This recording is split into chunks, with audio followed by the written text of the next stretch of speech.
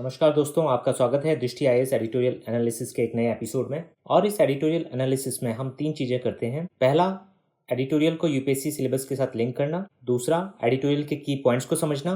और तीसरा, एडिटोरियल में आए हुए की कॉन्सेप्ट्स पर भी चर्चा करना।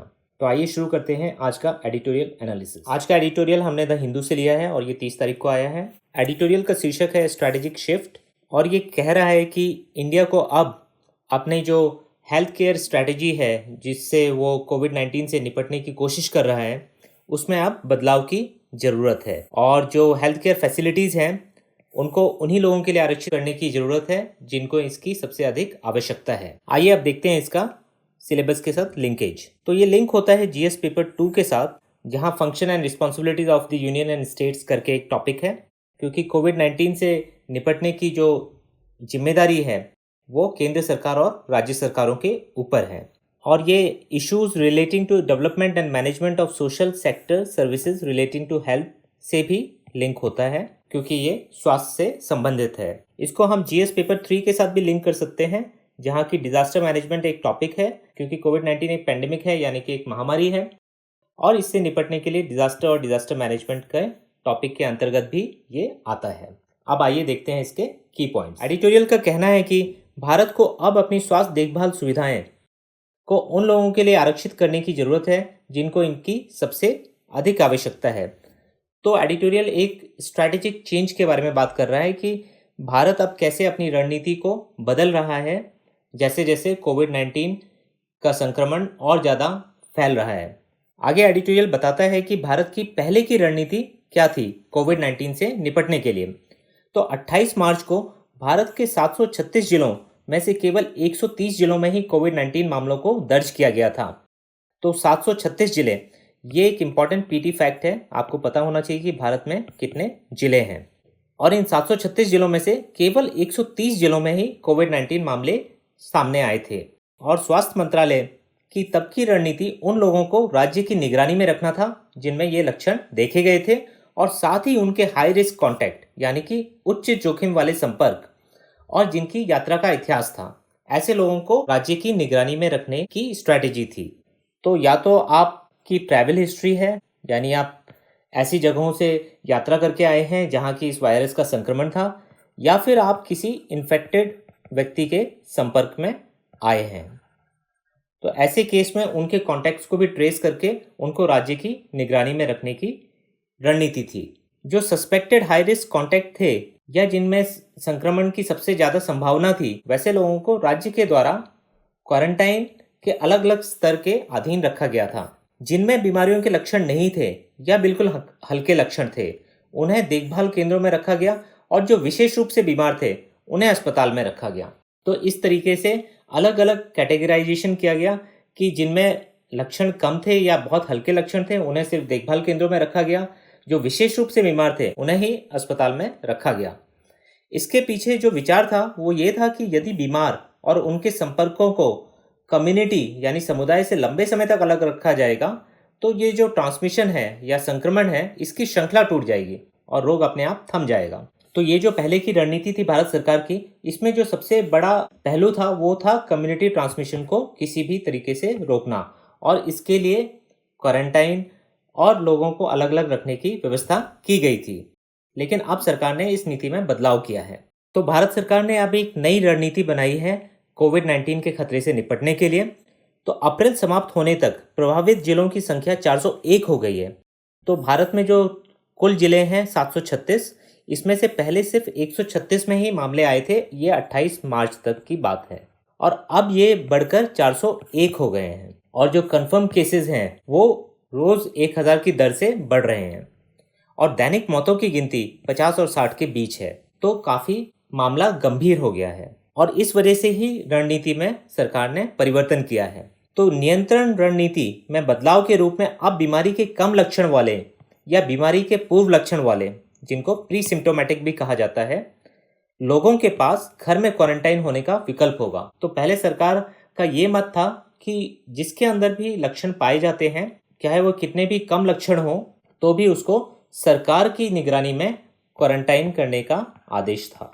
लेकिन अब सरकार ने यह फैसला लिया है कि बीमारी के कम लक्षण वाले या बीमारी के पूर्व लक्षण वालों को घर में ही क्वारंटाइन होने का विकल्प होगा, लेकिन इसके साथ एक शर्त है कि उनके घरों में खुद को अलग रखने की सुविधा, यानी कि एक फुल टाइम केयर गिवर जो कि पूर्णकालिक देखभाल करता हो और दैनिक स्वास्थ्य स्थिति की रिपोर्ट जिला निगरानी अधिकारी को दी जानी चाहिए। और WHO के अनुसार भी कोविड-19 के केसेस में 80% लोगों को बहुत ही माइल्ड सिम्टम्स होते हैं, यानी कि ये बीमारी उनको बहुत ही हल्के फुल्के तरीके से प्रभावित करती है। या तो हल्की खांसी होगी, हल्का सा बुखार होगा, इससे ज़्यादा कुछ नहीं होता है। लेकिन जो बाकी के 20% हैं, इन लोगों को ये बीमारी थोड़ा सीरियसली अफेक्ट करती है और शायद इनको हॉस्पिटलाइज कराना पड़े। और इसमें से केवल 5% लोगों को, 20% में केवल 5% लोगों को सीरियस मेडिकल इंटरवेंशन की जरूरत होती है, जैसे कि वेंटिलेटर्स इत्यादि। तो सरकार कहीं ना कहीं इस तरीके से भी सोच रही है। और WHO की भी रिकमेंडेशन है कि अगर आपके सिम्टम्स बहुत ही माइल्ड हैं, यानी कि बहुत ही कम लक्षण हैं, आपको ज़्यादा कोई तकलीफ नहीं है, तो होम क्वारंटाइन सबसे बेहतर विकल्प है। क्योंकि इस बीमारी में सबसे बड़ा खतरा जो है वो है दूसरे को संक्रमित करने का। आप दूसरे को इन्फेक्ट कर सकते हैं और इस चीज़ से बचने की ज़रूरत है, क्योंकि हो सकता है कि अगले व्यक्ति को ये बीमारी ज़्यादा बुरी तरीके से प्रभावित करे। आगे एडिटोरियल में बताया गया है कि ये बदलाव क्यों आया रणनीति में सरकार के द्वारा। तो स्वास्थ्य मंत्रालय ने ये स्पष्ट नहीं किया है कि इस सापेक्ष छूट के पीछे क्या कारण है। हालांकि अभी तक की जानकारी के अनुसार ये बीमारी डॉक्टरों और स्वास्थ्य कर्मचारियों को ज़्यादा संक्रमित कर रही है और इस तरीके का एक भी मामला आता है तो पूरे का पूरा अस्पताल बंद करना पड़ता है। और इस तरीके के कई केसेस सामने आए हैं जहां कि अस्पताल में किसी डॉक्टर को या किसी नर्स को कोविड-19 पॉजिटिव पाया गया है और उसके बाद पूरे ही अस्पताल को बंद करना पड़ा है। तो इस वजह से ये जो खतरा है स्वास्थ्य कर्मियों के ऊपर इन्फेक्शन का, उसको भी कम करने में ये मददगार साबित होगा। आगे एडिटोरियल कहता है कि होम क्वारंटाइन को इस रूप में देखा जा रहा है कि जैसे जो स्वास्थ्य अधिकारी हैं उन्होंने ये निष्कर्ष निकाला है कि सार्वजनिक सुविधाओं में क्वारंटाइन ने अधिक जोखिम उत्पन्न किया है। तो कहीं ना कहीं ये भी माना जा रहा है कि हेल्थ ऑफिशियल्स को ये लग रहा है अब कि पब्लिक फैसिलिटीज़ में क्वारंटाइन करने से इन्फेक्शन बढ़ने की ज़्यादा संभावना है और ये इन्फेक्शन हेल्थ प्रोफेशनल्स के बीच में फैलने की ज़्यादा संभावना हो रही है, जो कि अपने आप में बहुत ही चिंताजनक है। तो इस खतरे को दूर करने के लिए अब होम क्वारंटाइन का विकल्प देने की बात की जा रही है। अंत में एडिटोरियल ये कहता है कि हल्की बीमारी के लक्षण वाले और बिना लक्षण वाले लोगों को उपचार से लाभ प्राप्त नहीं हुआ है और ये वायरस को फैलाने वाले महत्वपूर्ण कारक बन गए हैं। तो इसी वजह से सरकार ने रणनीति में ये बदलाव किया है। जब ये होम क्वारंटाइन और होम आइसोलेशन का विकल्प लोगों के पास रहेगा तो इससे जो हॉस्पिटल में होने वाली भीड़ या हॉस्पिटल के ऊपर भी जो दबाव पड़ रहा है, हेल्थ प्रोफेशनल्स के ऊपर जो दबाव पड़ रहा है, उसमें भी काफ़ी कमी आएगी। और ये भारत जैसे देश के लिए बहुत ही महत्वपूर्ण है जहाँ की हेल्थ केयर फैसिलिटीज़ उस मात्रा में नहीं है जिस तरीके की जनसंख्या है। तो एक अच्छी बात यह है भारत के लिए कि जो 90% जनसंख्या है भारत की वो 60 साल की एज से कम है। तो इस वजह से भी भारत में इस रोग का वो रूप नहीं देखा गया है जो कि यूरोप के कुछ देशों और ख़ासतौर से USA में देखा गया है। अब भारत सरकार और राज्य सरकारों के ऊपर ये दायित्व है कि वो सोसाइटी यानी कि समाज को प्रेरित करें कि वो कोविड-19 के खतरों से सीखते हुए सोशल डिस्टेंसिंग और हाइजीन दोनों को अपनी दिनचर्या का हिस्सा बना लें, ताकि जब तक कोविड-19 के लिए कोई वैक्सीन या दवाई नहीं आ जाती है तब तक इसके साथ जिया जा सके और इकोनॉमिक एक्टिविटीज़ को भी रिवाइव किया जा सके। तो ये बहुत ही ज़रूरी है सरकार को करना। तो ये थे एडिटोरियल के की पॉइंट्स। अब देखते हैं की कॉन्सेप्ट। आज कॉन्सेप्ट्स टू लर्न में हम देखेंगे कम्युनिटी ट्रांसमिशन, हर्ड इम्यूनिटी और डिजास्टर मैनेजमेंट एक्ट 2005। तो कम्युनिटी ट्रांसमिशन किसी भी महामारी के फैलने की थर्ड स्टेज होती है। तो किसी भी महामारी के फैलने की 3 स्टेजेस होती हैं, फर्स्ट, सेकेंड और थर्ड। और कम्युनिटी ट्रांसमिशन है इसकी थर्ड स्टेज। तो पहली स्टेज वो है जहाँ की जो जितने भी मामले आ रहे हैं इस रोग के, इस महामारी के, वो दूसरे देशों से लिंक्ड हैं या दूसरे देशों से संबंधित हैं। तो इसमें ध्यान रखना होता है लोगों का जो कि उन देशों से आ रहे हैं जहाँ की ये महामारी फैली हुई है और वो इस बीमारी या महामारी को फैलाते हैं। दूसरा स्टेज या दूसरा चरण वो है जहाँ की लोकल ट्रांसमिशन यानी कि स्थानीय ट्रांसमिशन होता है, जिसका अर्थ है कि संक्रमण का स्रोत यानी कि सोर्स एक विशेष क्षेत्र के भीतर से है और वायरस के एक व्यक्ति से दूसरे व्यक्ति में संक्रमित होने की श्रृंखला यानी चेन स्पष्ट रूप से स्थापित है। तो दूसरे स्टेज में लोकल ट्रांसमिशन हो रहा है और यहाँ हमें ये क्लियरली पता चलता है कि अगर एक व्यक्ति से दूसरे व्यक्ति तक ये संक्रमण हुआ है तो ये चेन का क्लियर आइडेंटिफिकेशन हो जाता है।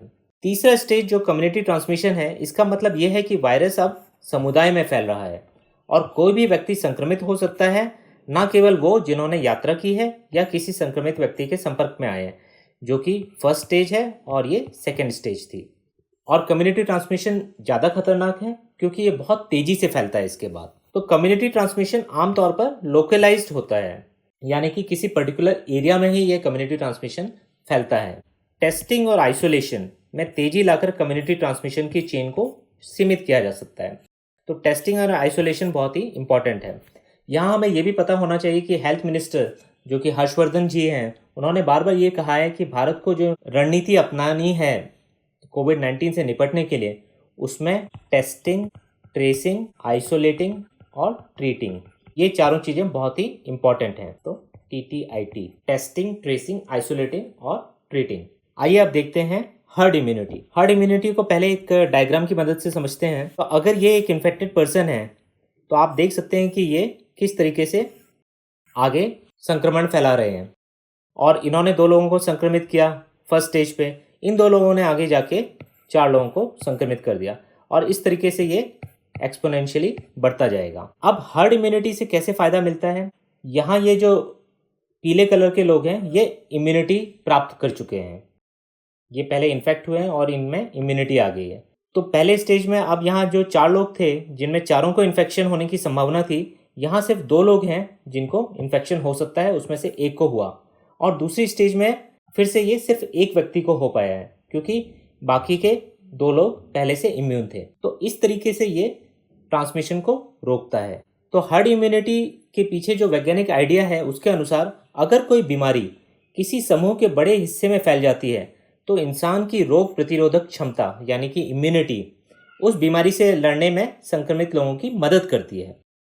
जो लोग बीमारी से लड़कर पूरी तरह ठीक हो जाते हैं वो उस बीमारी से इम्यून हो जाते हैं, यानी उनमें एंटीबॉडीज विकसित हो जाती है। इम्यूनिटी का मतलब यह है कि व्यक्ति को संक्रमण हुआ और उसके बाद उसकी रोग प्रतिरोधक क्षमता ने वायरस का मुकाबला करने में सक्षम एंटीबॉडीज तैयार कर लिया है। जैसे जैसे ज़्यादा लोग इम्यून हो जाते हैं वैसे वैसे संक्रमण फैलने का खतरा कम होता जाता है। इससे उन लोगों को भी परोक्ष रूप से सुरक्षा मिल जाती है जो ना तो संक्रमित हुए हैं और ना ही उस बीमारी के लिए इम्यून हैं। इंसानों के किसी झुंड या हर्ड के ज़्यादातर लोग अगर वायरस से इम्यून हो जाएं तो झुंड के बीच मौजूद अन्य लोगों तक वायरस का पहुंचना मुश्किल हो जाता है और एक सीमा के बाद तो इसका फैलाव रुक जाता है। मगर जो सबसे चिंताजनक बात है कि इसमें समय लगता है और एक अनुमान के अनुसार अगर किसी समुदाय में कोविड-19 के खिलाफ हर्ड इम्यूनिटी तभी विकसित हो सकती है जबकि करीब करीब 60% आबादी कोरोना वायरस संक्रमित हो चुकी हो और वह उससे लड़कर इम्यून हो गए हों। तो ये एक बहुत बड़ा नंबर है। अब यहाँ जो विरोधाभास है कि आप लॉकडाउन अगर जारी रखेंगे तो ये हर्ड इम्यूनिटी डेवलप नहीं होगी और हर्ड इम्यूनिटी के साथ भी कुछ चिंताएं जुड़ी हुई हैं, वो हम आगे देखेंगे। तो महामारी के प्रसार और प्रतिरक्षा की सीमा का अनुमान लगाने के लिए एपिडेमियोलॉजिस्ट जो कि महामारी के बारे में शोध करते हैं, वो एक बेसिक रिप्रोडक्टिव नंबर की बात करते हैं जिसको हिंदी में कहते हैं मूल प्रजनन संख्या और इसको R0 यानी कि R0 कहा जाता है, R0। और ये एक इम्पॉर्टेंट टर्म है, आपको पता होना चाहिए। तो ये R0 जो है ये उन व्यक्तियों की संख्या को इंडिकेट करता है जो किसी सिंगल केस के संपर्क में आने पर संक्रमित होंगे। तो ये बताता है कि अगर एक इन्फेक्टेड पर्सन से कितने और लोग इन्फेक्टेड हो जाएंगे। तो R0 अगर 1 से ज़्यादा है तो इसका मतलब ये है कि एक व्यक्ति कई व्यक्तियों को संक्रमित कर सकता है। R0 अगर 2 है तो इसका मतलब एक व्यक्ति 2 व्यक्तियों को संक्रमित कर रहा है। अगर ये 3 है मतलब 3 व्यक्तियों को संक्रमित कर रहा है। अब हर्ड इम्यूनिटी को लेकर क्या चिंताएं हैं? तो पहली चिंता यह है कि बड़ी संख्या में संक्रमण फैलने देना जोखिम भरा है। दूसरा, कितनी जनसंख्या को संक्रमित होने दिया जाए इसका भी सही अनुमान लगा पाना जो अभी स्टैटिस्टिकल डेटा हमारे पास उपलब्ध है उसके हिसाब से बहुत ही मुश्किल है और हर्ड इम्यूनिटी को डेवलप होने में महीनों या उससे भी अधिक समय लग सकता है और आखिर में ये भी स्पष्ट नहीं है कि संक्रमित होकर भी जो लोग बच जा रहे हैं उनके अंदर ये प्रतिरक्षा विकसित होगी या नहीं होगी। इस पे भी कोई बहुत ही एकमत राय नहीं है साइंटिस्ट की। तो इस वजह से ये herd immunity as a concept अभी कोविड-19 के खिलाफ कितना ज़्यादा संभव हो सकता है, इस पे एक क्वेश्चन मार्क। अंत में देखते हैं डिजास्टर मैनेजमेंट एक्ट 2005 यानी कि आपदा प्रबंधन अधिनियम 2005। तो आपदा प्रबंधन के साथ प्रभावी ढंग से निपटने के लिए संसद द्वारा आपदा प्रबंधन अधिनियम 2005 लागू किया गया है और ये एक बहुत ही इंपॉर्टेंट टॉपिक है एग्जाम पॉइंट ऑफ व्यू से, पीटी और मेंस दोनों के लिए। आपको ये भी पता होना चाहिए कि भारत सरकार ने जो लॉकडाउन अनाउंस किया है वो डीएमए यानी कि डिजास्टर मैनेजमेंट एक्ट 2005 के अंतर्गत ही किया गया है। और क्या वजह रही कि ये एपिडेमिक डिजीजेज एक्ट 1897 के अंतर्गत नहीं किया गया और डीएमए 2005 को यूज़ किया गया? तो डीएमए 2005 ज़्यादा पावर्स देता है सरकार को और सरकार के अफसरों को किसी भी विपदा से निपटने के लिए। तो इस वजह से डीएमए 2005 का प्रयोग किया गया लॉकडाउन को अनाउंस करने के लिए। ये राष्ट्रीय, राज्य और जिला स्तर पर 3 स्तरीय आपदा प्रबंधन संस्थागत संरचना की परिकल्पना करता है। अधिनियम के तहत NDMA, NEC, NDRF, SDMA, DDMA और अन्य आपदा राहत कोष स्थापित किए गए हैं। इसके बारे में आपको जानकारी होनी चाहिए, ये आप पढ़ सकते हैं। राष्ट्रीय आपदा प्रबंधन प्राधिकरण यानी कि national disaster management authority, NDMA Bharat में आपदा प्रबंधन के लिए एपेक्स स्टैट्यूटरी बॉडी है यानी कि सर्वोच्च वैधानिक निकाय, और इसके चेयरपर्सन होते हैं भारत के प्रधानमंत्री। इसमें 9 से अधिक सदस्य नहीं हो सकते हैं, एक उपाध्यक्ष को मिलाकर, और सदस्यों का कार्यकाल होता है 5 वर्ष का। इसका मैंडेट है यानी कि उद्देश्य वो ये है कि प्राकृतिक या मानव निर्मित आपदाओं के लिए रिस्पॉन्स का कोऑर्डिनेशन करना और आपदा समाधान के लिए कैपेसिटी बिल्डिंग करना।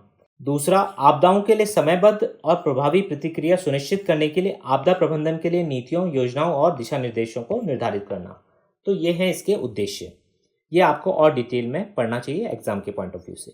तो ये था इस एडिटोरियल में। अब देखते हैं कि प्रीलिम्स और मेंस में आपको किस तरीके के क्वेश्चन पूछे जा सकते हैं। तो प्रीलिम्स में आपको पूछा जा सकता है R0 के बारे में कि R0 बेसिक रिप्रोडक्टिव नंबर क्या होता है, अगर यह R0 ज़्यादा है या कम है तो इससे किस तरीके का असर पड़ेगा किसी महामारी के फैलने पर। दूसरा, हर्ड इम्यूनिटी के बारे में भी पूछा जा सकता है कि हर्ड इम्यूनिटी कैसे होती है, इसके क्या फ़ायदे हैं, क्या नुकसान हैं। और कम्युनिटी ट्रांसमिशन के ऊपर भी सवाल आ सकता है। डिजास्टर मैनेजमेंट एक्ट 2005 के ऊपर भी सवाल पूछा जा सकता है। कोविड-19 से जुड़े हुए कई पहलुओं पर भी सवाल बन सकता है। और मेंस की बात की जाए तो फिर से पैंडेमिक से निपटने के लिए क्या उपाय किए जाने चाहिए, सरकार क्या स्टेप्स ले रही है, सरकार को और क्या स्टेप्स लेने चाहिए, और डिजास्टर मैनेजमेंट एक्ट 2005 के ऊपर भी सवाल बन सकता है जिसमें कि एनडीएमए के बारे में भी पूछा जा सकता है। तो बेसिकली इन सारी चीज़ों के बारे में आपको जानकारी होनी चाहिए। तो ये था आज के एडिटोरियल में। दोबारा मिलेंगे एक नए एडिटोरियल के साथ। धन्यवाद।